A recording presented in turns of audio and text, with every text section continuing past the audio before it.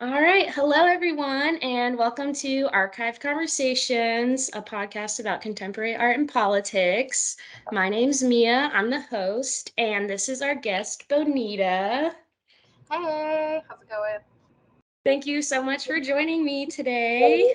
I'm so excited to talk about your work. So go ahead and give us a little intro about yourself, whatever you want to tell us. Cool. Thank you. My name is Bonita, and I'm an artist. I'm from Tampa, and I'm currently residing in New York City. I am Puerto Rican, and so a lot of my work is around that. Ooh, I'm so excited to talk about it. So yeah, again, just thank you so much for meeting today. Um, and you also recently graduated, which is kind of what spurred the big move, huh? Yes, yeah, I graduated. Congratulations.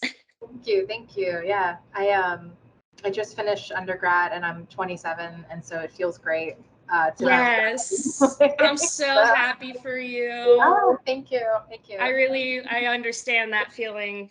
I really do. Yeah. So, um, awesome. Well, I looked at your website. Number one, I just want to say I love the website. I just watched this video recently that was kind of all about the early internet and how web pages used to be so much cooler.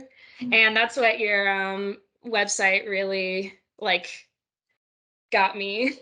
I Oh, love it so much. thank Yeah. there's a lot of Um, to make too. I really love like early internet like stuff. So yeah, cool. exactly.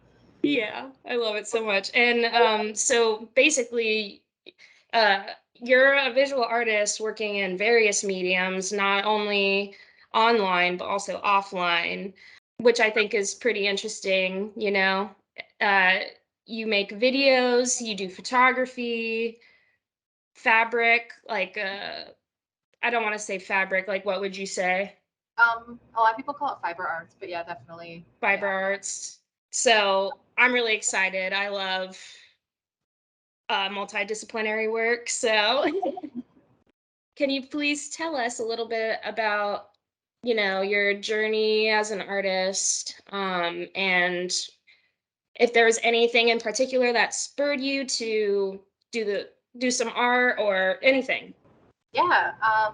So when I was a kid, when I was a That's kid, okay. my mom used to own a.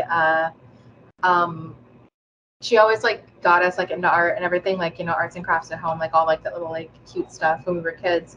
And then when I was around 10 years old, she opened up a paint your own pottery studio. And so I started getting like really into ceramics, like building ceramics and like painting and all that when I was a kid. And that carried up until I like graduated high school. Um, and yeah, I made like in high school, like I took a couple ceramics classes and I had to like fight my teacher to be like, I know I don't have the prerequisite, but you need to let me in this class because I already know what I'm doing. So after fighting with her, I, took like 3 or 4 semesters of ceramics and like really like built my craft in the way that I wanted to. And then I graduated and I didn't have access to like those kinds of things anymore. Um, and then after that, I started when I was like 19. I decided to like, I was like at a thrift store and I bought like a film camera that I just saw kind of sitting there. And I decided like, okay, I guess I'm going to get into photography now. And so I started like from when I was like 18 or 19 till now, just like kind of carrying a camera with me everywhere. And I didn't really know how like film cameras worked or anything like that, but I got really into the craft, I guess.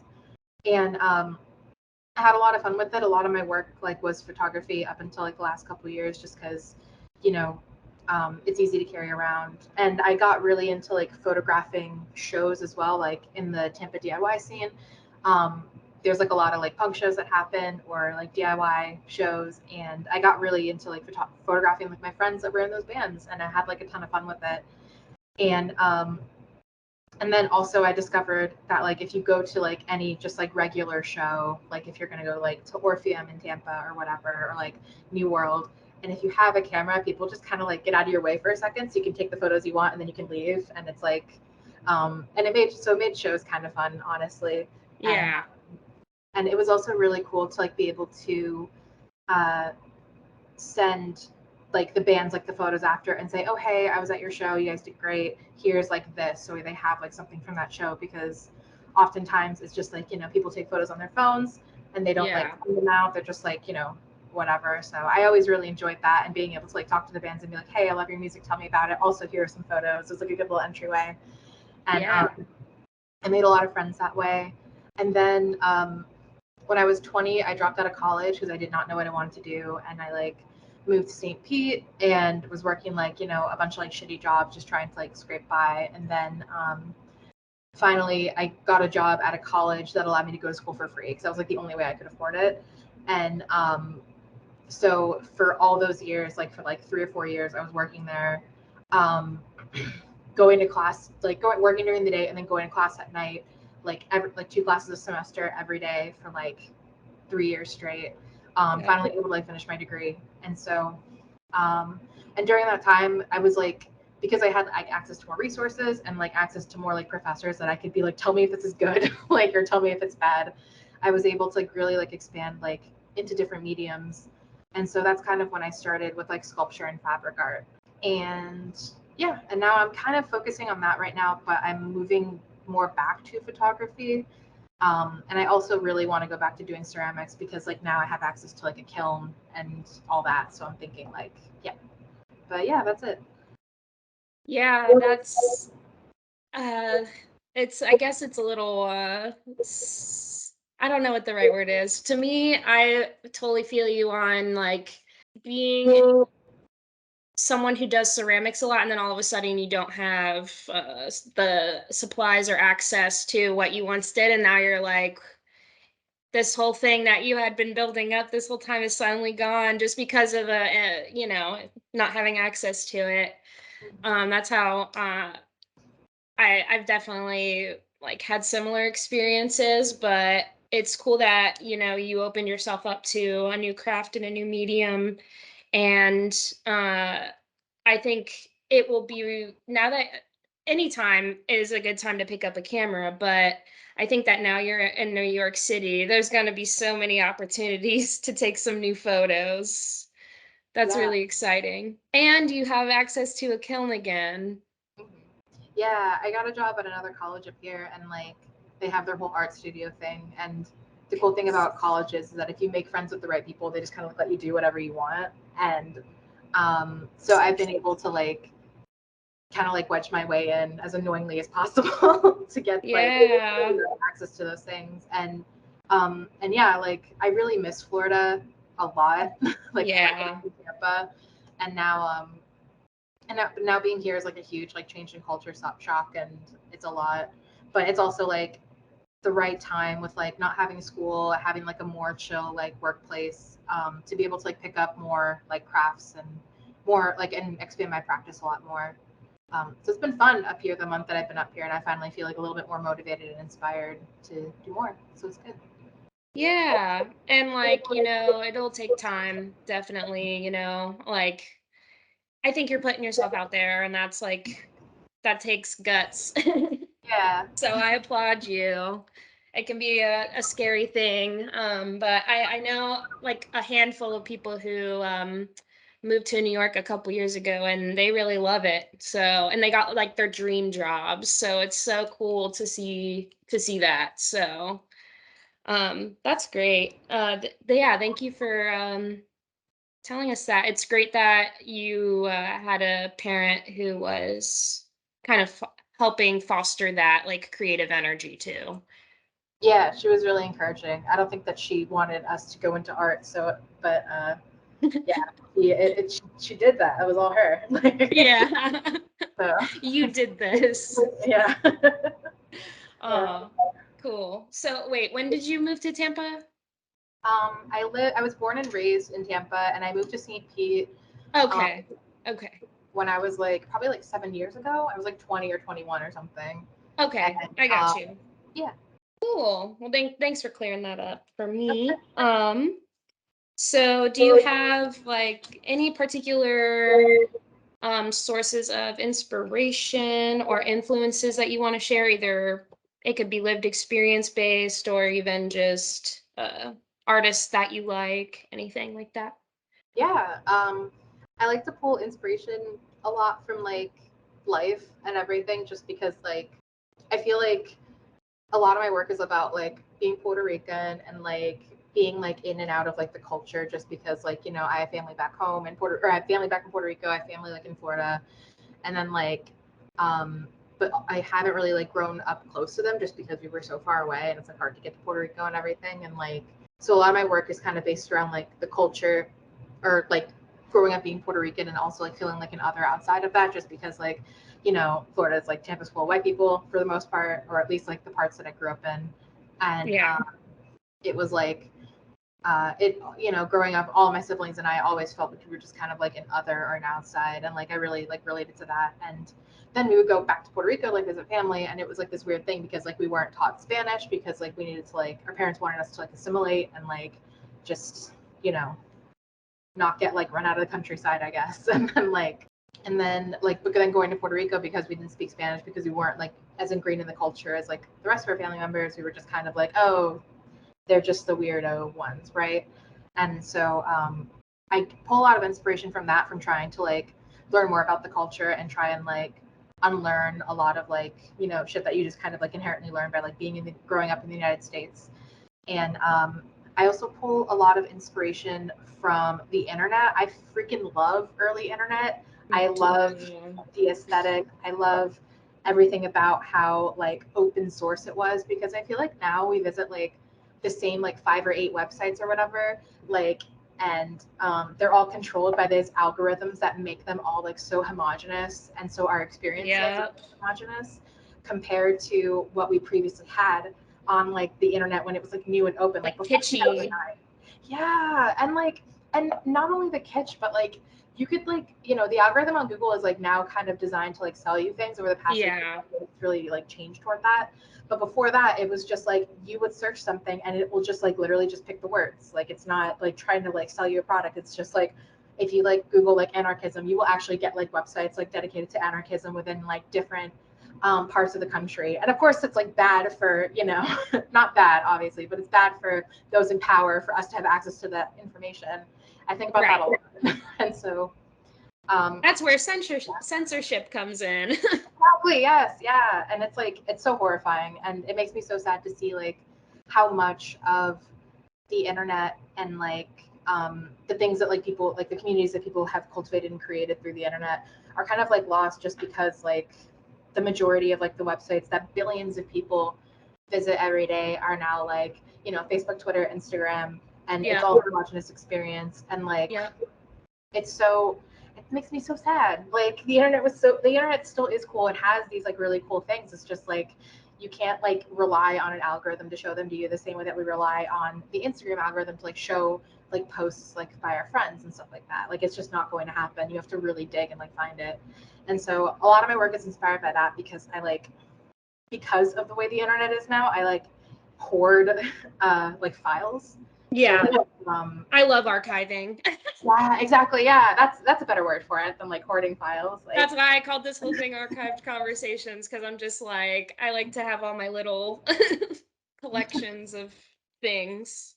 yeah, it's so important, like archival work, and like Yeah, it's um so important. and how, I don't know, and it's just like I love like collecting like as much as I can from like the internet, whether it's like old gifts or even like Yeah. um things that we see like now. It's just so important to like hold on to those things, because like it's kind of like how all of our MySpace profiles got lost. Like we will never see those Yep. again. Like, Yep. So sad. you know, So sad. but yeah. Yes, that's so I wrote down a couple things in response to some of what you said. I was thinking about how you said that Google's trying to sell it, just trying to sell us stuff. That's like how the algorithm works, and how companies can, like, buy the sponsored number one spot if you search for, something general like coffee. It's like Starbucks is paying Google to be the number one option, like on the top of the page. So it's kind of interesting and problematic. and I have never thought about it in this way before, where it's like the people who have money are going to be the ones taking all those first few pages that most people look at. Most people don't go past like page 3 when they search something on Google, if they even go to the second page. And it's like uh it's almost like selling censorship in a way, because it's like they're pushing all of the people who are not paying further and further to the back of the line, Exactly. basically. And I've never thought about it in that way before, but I'm fired up. I don't know why I've never thought about it like that before. Like, and I also wrote down the word random because I'm so random. No, but so random and quirky. MySpace 2005.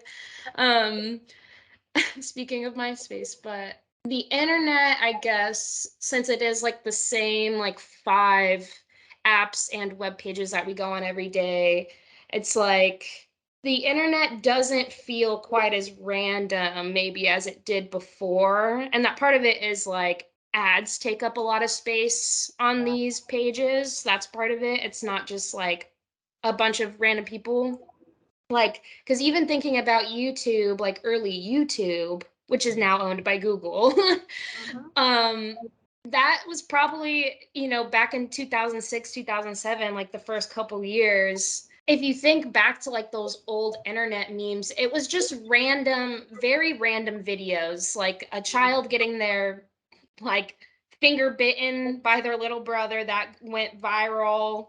Real quick, what was so funny about that? I never got the I joke. never got it.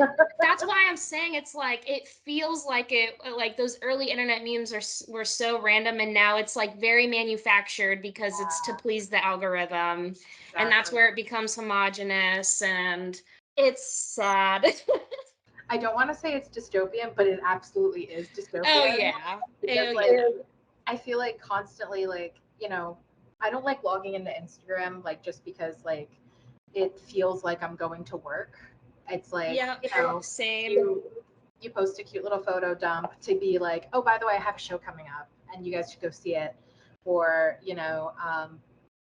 just trying to like like put together a brand of yourself on Instagram because it's just like I think it's just like the high art world or like the highbrow art world, like museums and all that shit, Yeah. really, really want you to do that because they want it to Yep. be accessible, but like they don't Homogenous. exactly, and like they want your work to be accessible, but they don't want to be the ones to make it accessible. They want to put that on you, and it's like this weird like.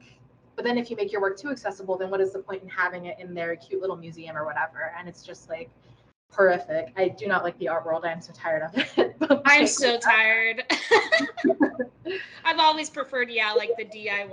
I've always felt the most comfortable in like a zine fest, I'm yeah, like, these are my people.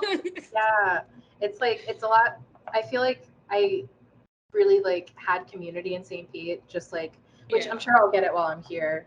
But I feel like I really had like a community in St. Pete that like is really difficult to like replicate just because like Yeah. everybody is like so supportive and it's just like is just there like to make art, not really to like appease to an algorithm or to try and like get a job out of it. Like even if you are like, even if someone is trying to get a job out of it, which like everyone deserves to just be able to like make art and get like a living wage just because of that. Like, um, I think that like that was kind of in the backseat in everybody's mind, and like making the art and like having that kind of like community was like at the front of everybody's mind. And I think that that's what makes the difference between like Tampa and St. Pete art scenes versus like art scenes in big cities like here for sure. I don't know. Yeah. I mean, I can definitely see that.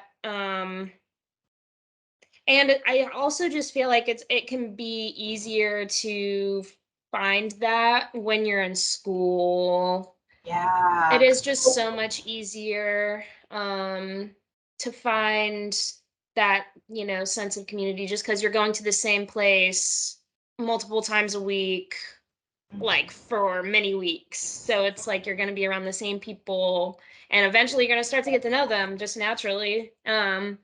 So yeah, I believe that you will find community there as well. It will take time, but I believe in you. Thank you. I needed to hear that. Yeah, absolutely. I have a really good friend in New York. Maybe I can connect y'all. I think y'all would get along pretty well. So, Oh yeah, we can talk about that later. yeah. Um, so we can go right in ahead, and I would like to talk about three of your works. We'll try to get to all three. If not, that's okay. Sure. But the first piece that I'd like to talk about is Sangre Derramada, if I said that correctly, which is spilled blood in English. And it's the Puerto Rican flag, Mhm. correct? Yes. And there's like red yarn falling from the bottom of the flag. Um, can you tell us anything about that, the process, or what caused you, like what made you make that work? Yeah. So that piece is like at the time I was doing a lot of research about like Puerto Rican history because um, you know, the history of it, and I will not spend too much time on it, but just in case, not everybody knows it. Uh, Yeah. Basically, back in 1492, uh, Spain colonized Puerto Rico along with other islands in the Caribbean. Eventually, we fought off Spain, and then the United States was like bet and took over as well. And I think 1868. And side note, fuck Teddy Roosevelt. I know everyone likes him because of the parks, but he colonized Puerto Rico. That was all him. Um, Yeah. and like, Yeah. uh, so after that, Puerto Rico has like a really long history of since then trying to like there was like a lot of like nationalist movements in Puerto Rico trying to like fight for independence because that's like what like a lot of Puerto Ricans want. Like that's a lot of like Yes. what even though you don't really hear that, like a lot of Puerto Ricans would prefer to just be fully separated from the United States because it's Oh like yeah. like Yeah. um and so for a long, long time, they were fighting that battle, even while colonized by the United States. Um, there are so many like nationalist groups in and out of Puerto Rico that have fought for like liberation of the island and or Mhm. um, the archipelago because it's like 143 islands actually. Is Puerto Rico? It's like huge, but Wow, I didn't know that. yeah, it's like there's like the big island and then there's two small ones on the side. But there's like a bunch of really tiny ones that no one can really inhabit, like surrounding it too, that are all part of it. And Right. so yeah, it was like it was really intense. Like one big thing that like this piece is specifically about is Puerto Ricans weren't allowed to display the Puerto Rican flag, which is why you hear like the stereotype of just like, oh, how do you know I'm Puerto Rican? It's just like everybody's wearing like a million Puerto Rican flags or whatever. It's just because like for so long in our history, it was illegal to hold the flag. If you were found with one, you were like, you could be put 10 years in prison or executed. If you were like a nationalist, you were executed, things like that. And so, uh, which by the way, real quick, there's two different versions of the Puerto Rican flag that people see. There's like a dark blue version, and there's a light blue version with like more of like a brighter red. And the dark blue version is the one that we see. Like I think a good example is the emojis. If you go and on your phone Mm. and you look at the Puerto Rican flag, it's the same shade of red and blue. Um, that is of the United States flag. That was done purposefully by the United States to say like, hey, you don't get your little flag, like you're colonized by us, we're going to change the colors. But the original actual colors of the flag are the light blue and bright red. Um, and the flag, if I recall correctly, if anyone knows history better than me, let me know. It was actually based off of the Cuban flag because Cuba had fought for liberation of their country and got it. And Puerto Mm. Ricans, which actually so many of them worked in Cuba to help fight for liberation and vice versa in Puerto Yeah. Rico. Um, they took inspiration from the Cuban flag and made it into the Puerto Rican flag um, that we know of today. And so if you go to Puerto Rico, you see like both colors. But like a lot of like Puerto Ricans, like my parents included, didn't really know the history of the flag. They just thought like, oh, I don't know, the shades are different. Who cares? It's just a production thing. But it's like very intentional. And so with this piece, I made it very intentionally the light blue, the bright Yeah. red, and everything. And at the time I was really into like fabric art, and I got a rug machine off eBay, and Nice. um, I built a frame, hooked it up, and Yeah. tried to tuft a rug as best I could. And it was a lot of fun. It was just like a medium that I always wanted to try. And so I decided that like um, I wanted to make a piece like reflecting the history of like the struggle for independence of Puerto Rico, and like paying homage to like the Puerto Rican nationalists who like tried to fight for freedom of Puerto Rico, and still continue to fight to this day. And so I don't remember exactly because I'm kind of spacing right now, but like the red on the flag represents, God, I don't remember. Anyways, That's okay. in this piece, the flag is kind of like hung up on the wall, kind of like waving through the air in a way. And then there's yarn coming out of the bottom left, or yeah, right hand corner, pouring out onto the ground. And it's made of yarn with like different shades of red and everything, coming into like a pile that is meant to look like blood. And that is just like because of the blood spilled during the fight for independence in Puerto Rico. And yeah, so that's kind of what the piece is about. And it was like really fun to make, but also like very, just like learning about the history of like any colonized country. It's a very painful thing to like learn about and to do. But yeah, that's it. Yeah, and I don't know about you, but for me personally, like I have a pretty big like embroidery piece that I made a few years ago as well, and it was also kind of based off of like research I was doing at the time. And the process of just embroidering, like it being a very, number one, you're like touching fabric. It's like very, tactile, I guess. Like, and going through the process of embroidering, like it being a very, what's it called, a fine motor skill kind of activity, it kind of created a space for me to like really reflect on my research, on what I was learning about actively. It kind of, I don't know, I found that it was definitely a much different experience than like making an illustration, like just do making a drawing or something. I don't know if you kind of relate to that at all. Yeah, But embroidery is like really hard work, and like I feel like when working with like any kind of fabric or like fiber art, it's like very like it's very emotional. And that's not to say that like yeah, I feel like there's like the stereotype when it comes to like any sort of fabric art, especially like embroidery or sewing, that it's like a feminine art. It's like a craft. women's work. Yes, it's Yeah, women's work. It's like a it's a craft. It's craft. It's not art. art. Like there's a Yeah, whole, yeah, it's such, it's such bullshit because it's like so yeah, difficult. Like it is so much harder than like anything I've ever done. Like to embroidering is so hard. I can't do it.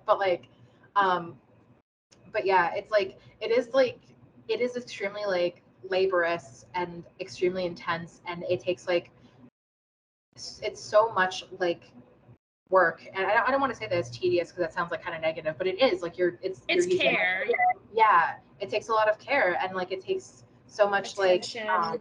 yeah, and detail. And it's like I don't know, I yeah, it's an incredible like kind of work. And like because like you have to care like so much about it, and you have to put so much attention to detail, it can take like a lot of, it can be like exhausting, like physically and emotionally, to just try and put all of your like self into this work. And like I feel Yeah. like that's what really like attracts me personally to fiber art. I don't know about you, but like it's so Yeah. much. Yeah. I was like, once I like finally figured out like, oh, this piece of clothing that I see on the thrift store rack, I really like want this. It's not my style, but I really want it. I've learned to take that as like I really love fabric. I really just love touching fabric. I love looking at it. So I feel like that's kind of what got me more into embroidery and sewing, because I had so much fabric that Yeah, I just collected throughout the years. Um, and I was like, did kind of like a patchwork kind of embroidery piece with all of stuff I had collected over the years. So yeah, definitely. That's so cool. I love that. Oh, Yeah, I was gonna say too, thank you so much for educating us on some of that history because I had no idea. I really realized something. I was walking through actually USF Tampa. I was yeah, walking through that campus. It was like in the middle of summer a couple years ago.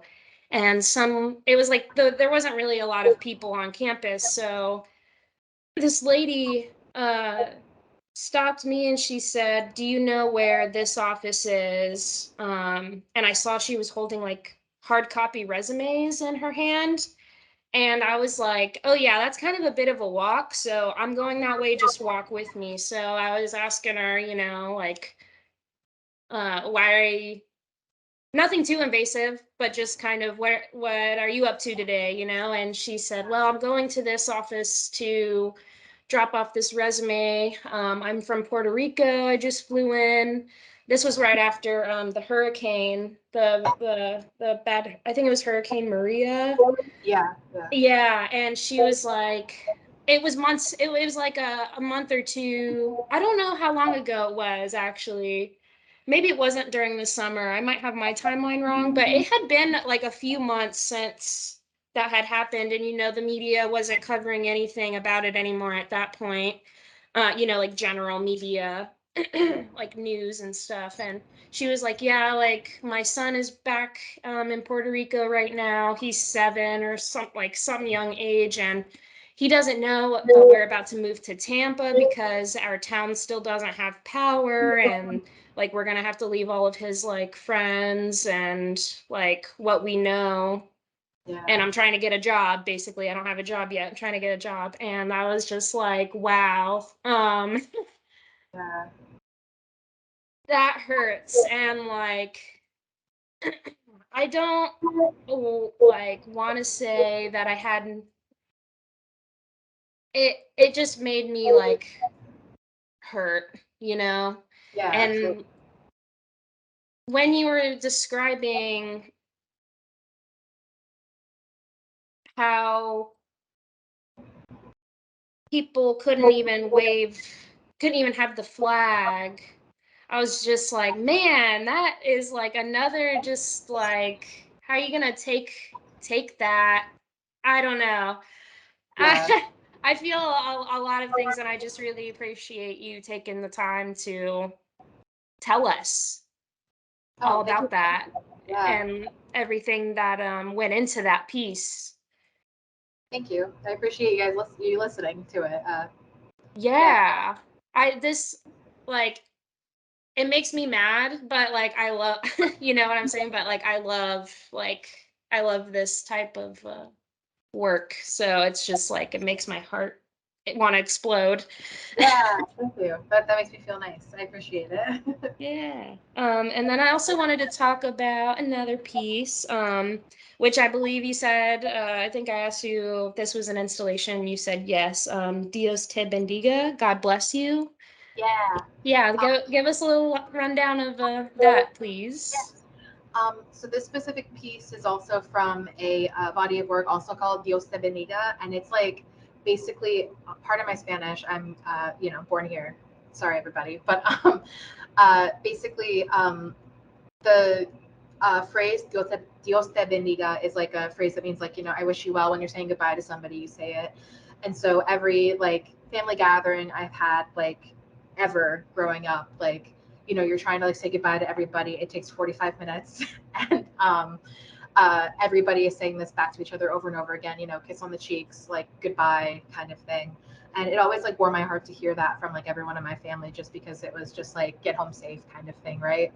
And uh, yeah, so I made an entire installation piece, and I didn't post the other half of it to Instagram, which is like um, basically every one of those pieces in the installation also had digital aspects to it. Specifically, I used like Adobe AR, so you could point your phone at it, and it would automatically pick up the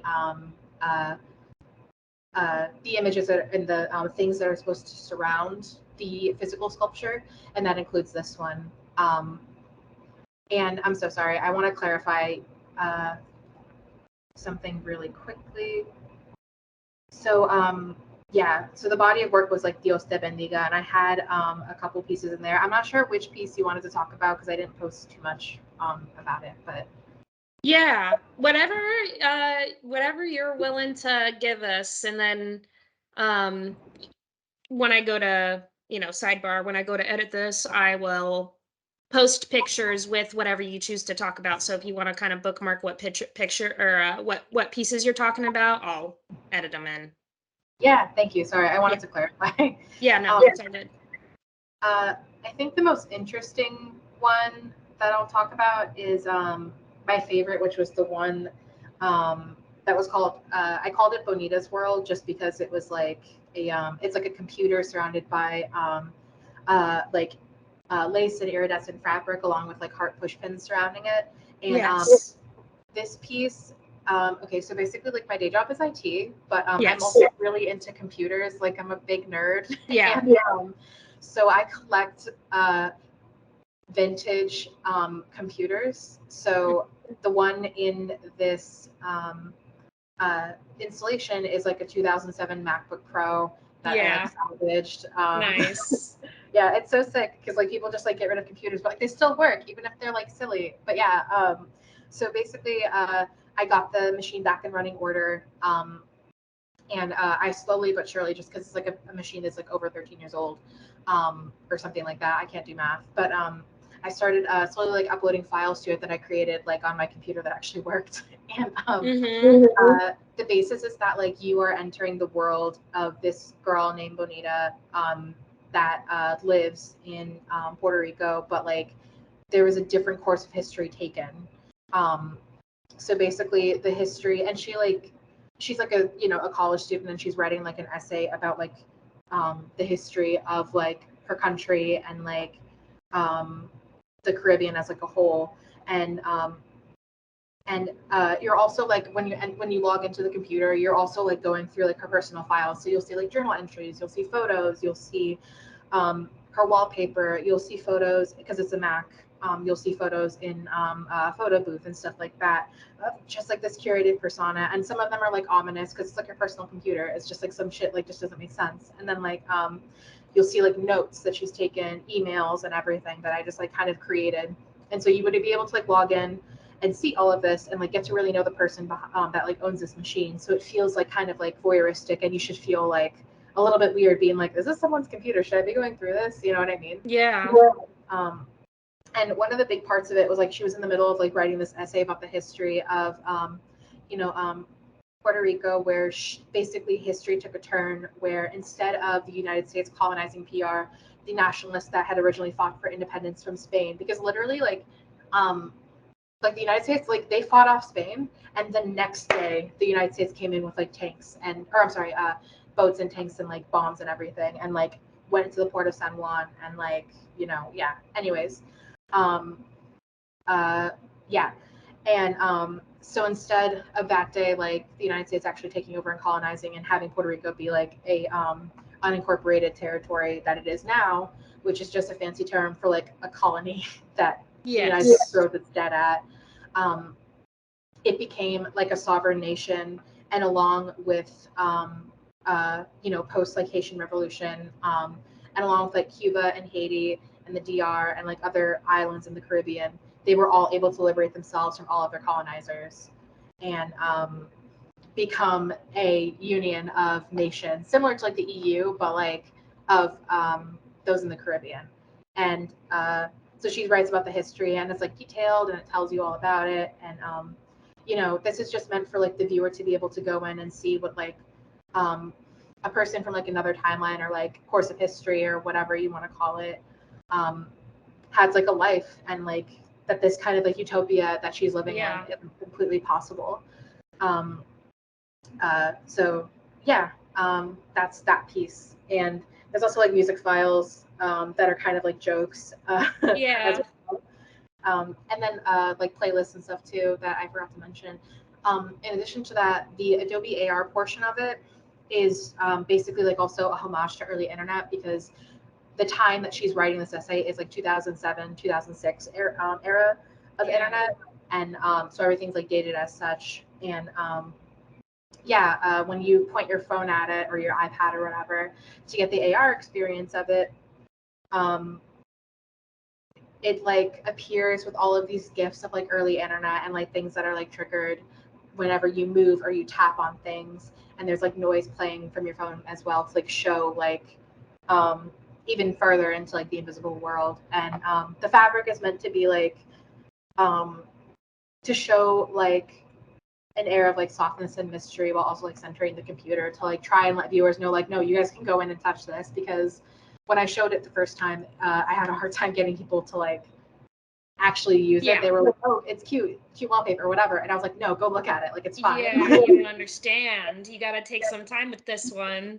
Yeah. And I ended up having to put a sign being like, yeah, you can use the computer. Yeah, I was gonna ask you if you ended up putting a sign, because I think it's also just one of those things where it's like the museum, like, and typical gallery etiquette of like, do not Yeah. touch this, which I always liked to push against too. Like, just to connect it back to earlier, that piece that I did, I made sure people like knew that they could touch it, because it's like Oh, that's that's the whole part of it. yeah. So yeah, I definitely, it's kind of funny. It's a little funny, but it's also like, go, go look at Yeah. this.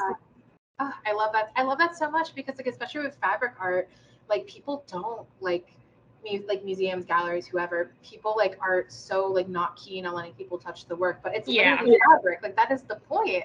Like, yeah. I understand it from like a conservation standpoint. It's like, yeah, I have to handle, I work for a gallery and I have to handle like objects with gloves on, to make sure not to get any of like my nasty little human oils all over the art pieces. But I just, I think it just, for me, it also just went back to like, if I saw this, I would want to touch it. Like, I don't care if people touch, I want people to touch it, in fact. So that's really cool. I wish I could have seen that installation. Was that also, I remember seeing a picture of like, I think that they were like felt plantains. yeah. That one, Was I that part literally of that? yes. There's I loved those too as well. I just yeah. wanted to mention I thought those were really cool. I love stuff like that. Thank you. Yeah, it was that was like so much fun. Are you talking about the ones that were in the basket? Yeah. Yeah, those were so much fun. That was so much fun to make. That was actually um a memory. It was based like off a piece that was like based off a memory where I visited New York for the first time and I found a Puerto Rican bodega and they had like this humongous fucking pile of plantains. Like it was the most I'd ever seen at once in my life, besides like the ones when they're like unloading them from the truck or whatever. Like um in Puerto Rico, you see like plantain farmers, they have like, you know, huge like semis are just fucking full. And like if you're driving Yeah. behind, you might get hit with one, whatever. But like um uh and so I had a professor that was just like really encouraging me to like say, okay, try and make something based off memory and like try and replicate that feeling into the piece that you have or that you're going to make. And I was like, oh yeah, sure. And that one came to mind because I just really wanted to make felt plantains. And so even though I didn't make like the mass scale of like what I saw, I was able to replicate like the feeling of being able to like look down and see like, you know, some plantains like you're like about to buy it at a bodega. And like so it was like hung on a wall, it was like level with like someone's waist, and Hmm. they were all just like piled up. And yeah, that was so much fun. It was like it's so painstaking to sew them just because like fabric work is like so time consuming, and I sewed them all by hand. I didn't want to use a machine because I wanted them to be like unevenly stitched to like try and replicate like what it looks like when they're like bruised or whatever. And Yep. so yeah, that was so much fun. Yeah. I love that so much, just because I feel like that's like kind of reminds me of like my practice a little bit. So I'm just like, I love this. I love like fabric art and all that kind of thing so much. So thank you for telling us about that. I also am like writing down a couple things that I want to just like send to you in a follow-up email, just for like little things for you to check out that I think you would enjoy. So Thank I'm really you. I'll excited. try then. Thank you. Yeah, and then the last piece of yours that I wanted to talk about is an oldie but a goodie. Ah, um, it's called "Do You Want to Be Loved?" Body language in parentheses. And this was a video. It's like 2.5 minutes, 3 minutes long, about, and it's kind of your persona. I'm not sure. You can tell us is in a bathtub, and it's very staged, like the whole setup around the bathtub. There's some, the title is like above you on the back of the wall, and the motions, like they're like kind of glitched and things like that. So and there's also no audio. I don't know if the original has audio or if it was specifically just for the visuals. And I'll include all of the links for this stuff below too. But can you tell us about this one as well? yes. This one was from like 2018, I think. And wow, that was so long ago. It's so wild Yeah. that piece. So at the time, I had been in St. Pete for like 2 or 3 years at this point, and I had made one of my best friends, Denzel. Shout out Denzel, and he used to live in this like apartment that his mom owned in downtown St. Pete, one of those like really tall condo buildings, and he had like the fanciest bathroom I ever saw. And I was like, Mm. yo, let's go. And so I kind of explained the piece to him about like what I kind of wanted to create, and asked if I could like use his like bathroom for a couple hours just to like help film it. And uh, the concept of the piece is just kind of like surrounding like loneliness, but also like pressure when it comes to like dating. And this sounds so half baked now because I think my practice has evolved a lot since then. But like, um, uh, basically, like I was kind of at a point where like, dating and like love and things like that were like very complex things that I was still trying to figure out, like in regards to like things that I wanted. And I felt like everyone around me was also experiencing those things. We were all like 21, 22 or whatever. Yeah. And it's like a very like weird and like complicated time to try and like experience like romantic love. And I kind of wanted to like make a piece that was kind of like almost like a homage, like that kind of love and like the want of like wanting love or wanting to ask for it, but not really understanding like how to do that, or like how to like tell the people that like, how to like be able to tell people like what you want in like a romantic relationship. And Hmm. and I also feel like now, and even around that time, a lot of like, not to be like Tinder, but like Tinder was like a big thing, obviously, and still No. is. Yeah. And a lot of like, I haven't met anybody in years that has not met their partner off of like a dating app or something. Mm-hmm. And like, and so around that time, that was also very prevalent. And like the experience of Tinder was very different to like, you know, other things that we've experienced. And So I wanted to like, I used like like instead of like spelling out like, do you want to be loved? It was just like kind of like shorthand, like internet shorthand, painted on the tiles. And I also surrounded it with like roses and like wore red lipstick. And like, I also had my phone in my hand the whole time to kind of Mm-hmm. show like that, I don't know, just like, to kind of like show the viewer like this idea of like digital romance and like Yes. Yeah. meeting people through like the internet. Like it's not this weird thing, but it still is very complicated and invokes all these feelings. And at the end of the day, you are just trying to ask for like what you want, which is love, and like to be loved and appreciate it like in a romantic context. And we feel so far away from that. And so I made the video with like glitches and everything to try and like emphasize uh, that kind of like digital connection, trying to like mimic like something lagging or going back and forth like a YouTube video like buffering. Because I didn't know anything about Premiere at the time. And Sure. yeah, yeah, it's just like a lot of feelings about like romance and love, and the body language and the language that like we also have to like show through like a digital space to Mhm. experience it. And the first time I showed it, this is kind of funny because I did not know this was going to happen. But the first time I showed it, I got invited to an art show, and it was at like a sex club slash sex shop, and I had no idea that was where I was going to be showing it. And so it was like a lot of fun, like, and it was great, like no shade whatsoever. But I had no idea what I was Yeah, walking it's just into. funny that you didn't know. And I was You like, showed up and you're like, "Oh, I see yeah, what's going on." because like a bunch of really good artists were there, and I was like, like, and what my friend Ramona, she was putting on the show, and I was like, oh yeah, let's like, yeah, I'll absolutely do this. And then I show up to the fucking place, and I'm like, okay, this is not what I expected, but I am okay with it. And it was really fun. It was really fun, and like, being able Yeah. to talk to people like in like a space that was like dedicated to like it was like a sex club and like sex shop, Y- so a place that was like dedicated to like that kind of like romantic love in a way, I suppose, even though it's definitely like more sexual. It was like very Sure. cool to like um see people react to it in that space. I think that was like the perfect space to like show it truly. But yeah. Yeah, it's definitely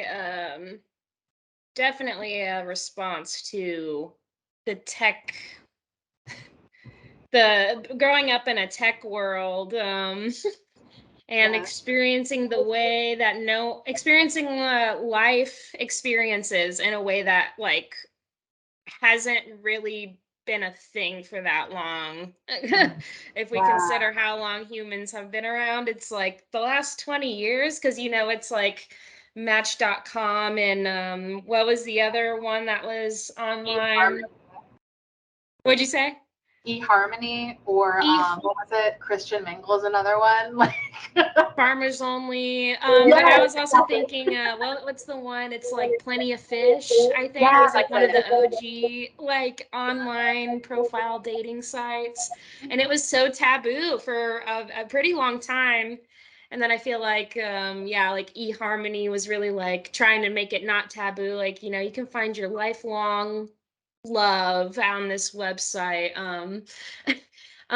And now it's like just now it's not even on a desktop or a laptop computer. It's not like you have to log onto a website. You just click on the app that already has all your information in there. You don't have to log in. You can just go on there and then you just swipe. You don't even have to. Yeah, it's so wild to think about, and I think that there are a lot more people that can like say things about it better than I can. But I think it's so interesting, like the convenience of it now. Yeah, yeah. Like you could be bored at work, fucking looking for love, and it just like Uh-huh. in some ways like it can feel very active. Like I don't know, like some people say like Hinge is a little bit more active. Yeah. But where you're just like nah, okay kind of thing, and it's like I don't know, it's so interesting, and I don't know how this is gonna like evolve because like in my Yeah. dating experience, like I've met people in person, but I've also met people online, and I feel like a lot of my like the people like my peers kind of like gravitate toward online because they're just like I know all my friends, you know, Yep. and you want to Yep. explore outside that. It's so interesting. I don't know. What's next is the movie Her. If Oh you've my seen that god. movie. That's what's next. I mean, I think You know it's already what? happening, like in a couple of places. I feel like there are also people who have like married their um like sex dolls and stuff as well. So Did you hear about the guy? This is like a quick sidebar. Did you hear about the yeah, guy? He was in Japan. He married his a like robot, right? robot, and Yes. the company that made her stopped updating the software. And he's like, she's boring now. I think I want a divorce. Like, Oh my so, gosh, so that's wild. That's wild. Yeah. And I also think that, this whole thing of kind of bringing the dating world into like an online, like not face to face realm is also what is, I don't want to say like causing, because I feel like that's not really, I feel like that's kind of giving off an energy that I'm not trying to give off, but I guess it's like, me included, like in the past when I was single and stuff, it's like you're kind of want to bring like your desirability like online so that you can be seen, and possibly, something could happen. it is an interesting thing when you kind of, if you're on one of these dating websites, you would just have to boil down your sense of self or your identity, who you are, into a couple of answers on a questionnaire and some pictures. Yeah. It is It just is. a very interesting thing. It is, and it's just so wild because like it's I think like the way that like I don't know if it's like the UX or the fact that it's just like a dating app or whatever that like makes it feel like passive yet addictive. To Yes, a yeah. point, you know, it's like it has to be addictive in some capacity to make you come back because that's how they make Keep money. opening the app, yeah. But like, um, it's so interesting to see how, uh, you know, it's hard to remember in some ways. Like people contain so many, like people contain multitudes, and you Yeah, are seeing but the yep, tiniest little slice of what they are offering on this dating app in under 300 characters or less. And, exactly, like, yeah. it's just like, Huh? yeah, and it's like, and it's so funny because like sometimes I'll talk to friends who are still like on Tinder or whatever, and they'll be swiping, and I'm like, oh, well, that person, like, why did you swipe left on them? Like, why'd you say no? And they're like, oh, I don't know. I didn't like the hat in his picture. And I'm like, that is so fucking valid. And I respect that. And I love that for you. Like, keep going. Like, that's totally legitimate. However, did you ever think that he took off the hat? You know, like, it's just, I don't know. It's like, Yeah. yeah, it's It so funny. yeah, exactly. It's like I don't even have like any like ill feelings or like Yeah, judgment towards that kind of attitude, because it's like this is just the world we're living in, you know? yeah, it's That's fine. how Or I feel. at the end of the day, it's like so prevalent, and yet it does not matter at all. Like in the grand scheme Exactly. of things. It's like in the Like, grand scheme, yeah. I just think it's Who so funny. cares? I love it. And like, I'm also, this is like last thing I'll say about it. I'm so excited to see how internet culture is like, I love like, you know, back to like how all of like our internet experience like very like homogenous and everything. I want to see how like personal relationships being built, like how much that changes whenever you know our overlords at Tinder or whatever decide to like make changes to the application because like how because like it does affect our lives like in ways that Yeah. we do not even like comprehend. And like how is that going to change like the next 5 or 10 years? Are we going to like as a society fully reject this premise or are we going to like dive deeper into it? Like I don't know. It's so interesting. Yeah, I feel like I kind of see both of those things happening right now. So it will be interesting to see like 5, 10 years from now. Like, is it going to be like a pretty big divide of like people who are kind of chronically online and then people who don't really want to engage with that much more anymore? I don't know. It will be interesting to see. But thank you Thank you. This was so much so fun to talk. much. I had such a great conversation. I learned so much. I feel inspired. So thanks for, again, just thank you so much for taking the time today. If there's anything you want to shout out now, I hand the mic to you. Ooh, please donate money to Food Not Bombs Tampa and Tampa Free Fridge. They do absolutely amazing work, and Yes. it never hurts to sign up to shop for them if you never have before. It's fun and to fill up the fridge, and you're helping so many people that need food. And if you're interested in learning more about the Puerto Rican struggle of independence and like resistance against the United States, um, I recommend reading about it. There's one book that's called The War Against All Puerto Ricans that goes into a very like uh, intense history. I forgot the author, but it's like the only book. Yeah. Uh, that's really interesting. And look for your local independence organizations, like independence, like resistance organizations, Yep. as they also work with other colonized people. Like, for example, the branch here in New York will work with will also like protest with the Filipino independence struggle. Like we all work together as a colonized people to work against like U.S. colonization, and they also work with like the Palestinian struggle or like support the Palestinian struggle and like work with them to like um, whether it's like to protest or to find funds and donate and everything. Like all of those like organizations work together. I highly recommend looking into it and like seeing what you can do. Ooh, thank you so much. I appreciate that. Yeah, definitely agree with that. All of that. I'll have all the links and everything in the description of this video. I also would like to shout out a local org, St. Pete Tenants Union. They've been doing a lot of really great work for tenants' rights and helping people who are facing eviction know their rights, and also stopping illegal evictions from happening, and just advocating for affordable housing and things of that matter. So definitely go check them out as well. Uh, Follow their updates. You know, they're always posting a bunch of really great mutual aid things as well. So shout out to them. And shout out to you, Bonita. Thank you again so much for having this conversation. I really enjoyed it. Um, Thank and you so much. yeah, absolutely. I hope you have a good one, and Yeah. we will see y'all in the next one. This episode of Archived Conversations was brought to you by my lovely patrons over on Patreon and you, the listener/viewer. Thank you so much for your support. I really appreciate it. If you would like to get these episodes a week early, please check out Patreon. The link will be in the description below, or you can visit patreon.com/MiaMakesIt. For just $1 a month, you can get access to these podcast episodes a week early, including video, or you can get more depending on which tier you subscribe to. So please check it out, and I hope to see you next week. Until then, have a great one.